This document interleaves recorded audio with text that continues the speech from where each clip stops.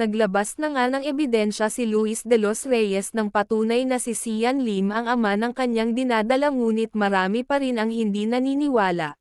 Sabi daw ng ibang tagahanga ng Kim si gawa-gawa lang daw iyon para masira na ng tuluyang ang relasyon nila Kim at Sian. Batid naman daw ng lahat na may pinagdadaanan ngayon na problema ang dating magkasintahan at lalo pang lumalala dahil sa samat-saring chika na naglalabasan. Samantala sa kabilang banda, abalang-abala naman si Kim Chu sa shooting ng bago niyang serye at tambalan uli nila ni Paulo Avellino. Ito nga ay ang Tagalog adaptation ng Korean novela na What's Wrong with Secretary Kim na nakatakdang ipalabas sa susunod na taon.